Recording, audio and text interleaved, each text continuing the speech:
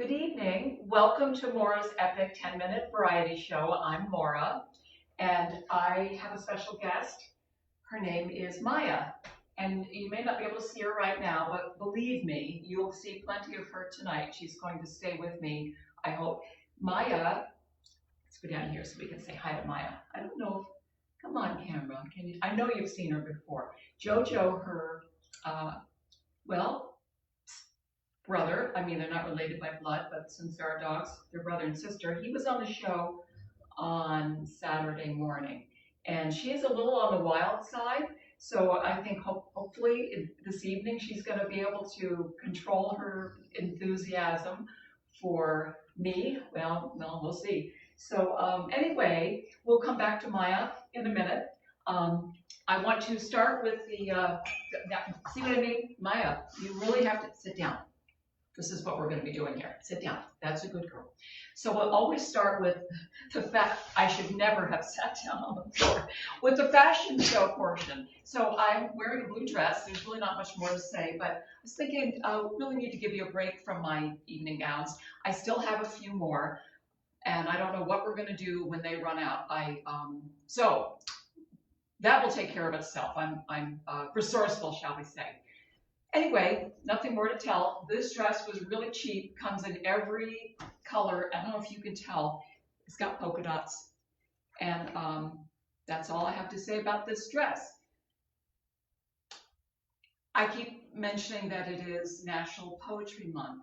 And when that was first brought to my attention by my daughter Amanda, I said on this show that I would read a poem every night in April, and that if any of you have a poem that you wrote that you want to share with me, so I can share it with all of you.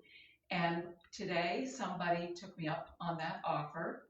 Her name is Madison Rose.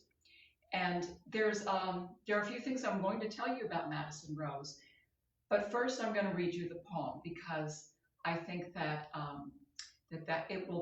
it's a powerful poem, and her story is really amazing. So I'm going to go get my chair.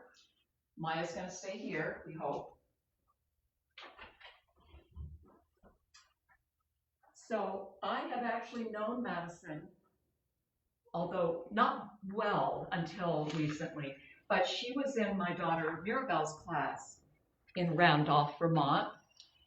And from the beginning, I mean, the kindergarten and first grade and so on. And Madison is my daughter's age, so that means she's, I hope you don't mind, Madison, must be around 30.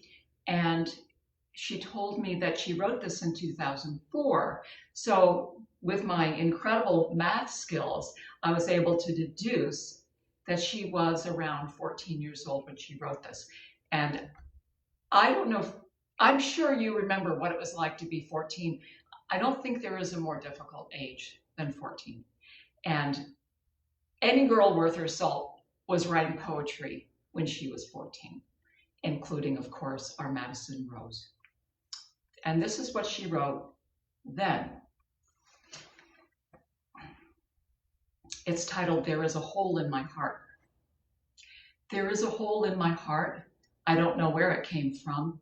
It pains me so much to love back to the person who made this.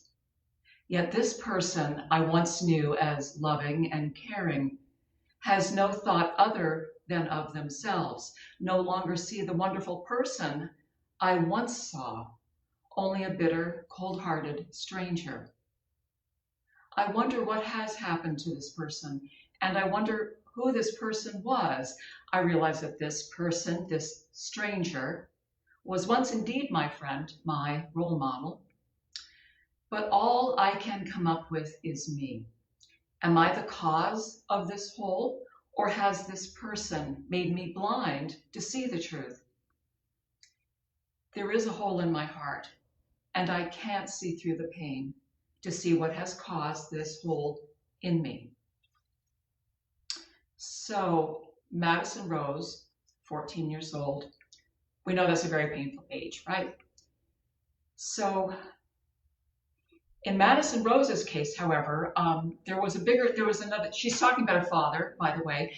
I asked Madison when she sent me the poem, since I have a relationship with her, that I'll talk about in a minute, why I know her story, that may I talk about her story? And she said, yes. So this is about her father who, as I remember from her story, more or less rejected her. So Madison, first time I ever saw Madison was when she was in first grade, and she was on stage with whole class. They were, I don't know, doing some musical thing. And Madison, who was born with the name of Matthew, had on this tulle skirt. It was beautiful. And who I knew as Matthew was so animated, so happy to be on that stage. I always remembered that moment. And it wasn't necessarily that it was unusual to see a boy, in this case, dressed as a girl dressed as a boy, because that was happening all over the place, even then. But it was something about how proud I felt this child seemed on the stage. So a little over a year ago, I was asked by Chandler Center for the Arts to write a play based on interviews that I would have with, as it turned out, 17 people in Vermont who grew up and identify now as somewhere on the LGBTQ spectrum. And one of those people was Madison. And I didn't really know what to expect, of course, because I would be interviewing mostly people that I didn't know me, I didn't know them, and expecting them to share very personal stories. And I can tell you that every single person I interviewed, it's not just that they opened up and told me these incredible stories, they were so eager. And it was so moving. I know I cried every time someone told me their story with them, and laughed because life is funny. And Madison Rose, when I met with her, it was in Burlington, where she now lives. She has a career at the University of Vermont. She has an incredible boyfriend. They own a house. I don't know if they're engaged. I don't want to, but if you're watching, oh, you know what to do. Down on one knee. So, sorry about that. Anyway, we were at this coffee shop called Uncommon Grounds. I'm sitting there, and I haven't seen Madison, and I had not seen Madison since her transformation from physically from male to female. So I'm looking at everyone coming through, and all at once this gorgeous girl walks in with this incredible air about her. She's so who she is, and in her skin, she's so authentic.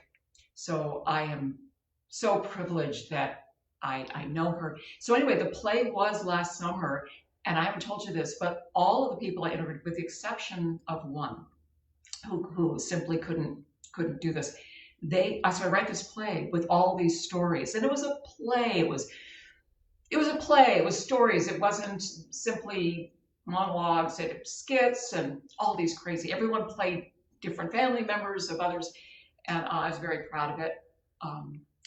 And it was last summer, and it was really well received. And why wouldn't it be? Here is this play about these folks who are so brave and so willing to own their stories and who they are. And so we were going to have another show in May at St. Michael's College in Colchester, and of course the coronavirus, it was canceled, and everybody signed back up. Oh, and most of the people, not Madison of course, but most of them had not been on stage before, ever. Although of course Madison, she's Miss Broadway, as is Madison's brother. He was in the play too. But anyway, so I thought, well, of course it has to be canceled, and that will be the end of that. But it isn't. It's scheduled for next January. So God willing, things are going to just come back to normal, because we need that. So Madison, thank you so much for sharing this poem. And I know everybody has loved hearing about you. So um, I did want to talk about something else. So when this little show started, I had already started filming with this young filmmaker, something called bad yoga, because I know that there are a lot of people, especially middle-aged or older, and I'm in the older category myself, feel a lot of perhaps anxiety about exercising, and especially in a yoga class, because it's serious in there. I know, because I went through that, and I starting, I think about 12 years ago, I went to my first yoga class, not knowing it was a Bikram yoga class, not knowing anything about it, 105 degrees or whatever it is, and I'm dressed in sweatpants and sweatshirt. I don't know what I was thinking, and I sat under the heater because I wanted to be as far away from the crowd, and I almost, I thought I was going to die in there, but I got through it, and I was only there in that class because it was my last hope. So, and then, like a lot of people that sort of acquire a certain skill set, and it's kind of hard, and it's, it's not like eating ice cream, it's yoga. And I would practice for a couple months and not for a long time. And then I would practice and then not. So 2 years ago, yoga saved my life. And I don't say that lightly. I had a concussion that was as serious as any, more serious than anything that had ever happened to me. I walked full force into a glass door, and it took about 48 hours for the symptoms to begin. And when they did, they lasted for 8 months. I could barely leave my apartment. I couldn't schedule, certainly even a phone call in the morning. I couldn't sleep. I would wake up in the morning, and my husband, of course, hope springs eternal, would say, "So, how are you feeling?" And I say, "Terrible." He would go to work, and I would be in that so we were living in a condo in Pompano Beach, and I felt like I was living in a tower, and all I could do was look out, and I couldn't even do that because it made me so dizzy. I would lay on the floor and cry. But what I did do was yoga. I did this routine. I found something on YouTube, this beautiful, her name is Sarah, that's all I know, and she has like an Irish accent, and I followed her practice at home for these months, and the concussion abated, and I had another crisis last year that I'm not going to tell you about. We don't need to go into it now, but just know that it was also very serious. So yoga brought me back to life then too. So now I practice yoga just about every day. I don't let a month, a week, or whatever go by. And the result of that is that it gave me my life back. And it also has made me stronger and leaner. And so I'm explaining this because I am going to resume this bad yoga class, because I'm going to teach yoga to people like me who are really going into a yoga class. It's hard. So we're going to do it the bad yoga way. You're going to love it. We'll talk about that more another time. I just wanted you to know that getting dressed up in these dresses and having this fun is my way of celebrating that I have been given this chance again and again, and it's really because of yoga. So thank you, yoga. So that's about it, except I did want to do one more thing before we go. Let's see if we can, it includes Maya. So I don't know. I have to get a little drink of water from this glass, and she's staring at me on the floor. You're going to stay there. This isn't going to be, oh, water's over here. I don't know where the water is. It's right here. Gosh, I am sort of insane.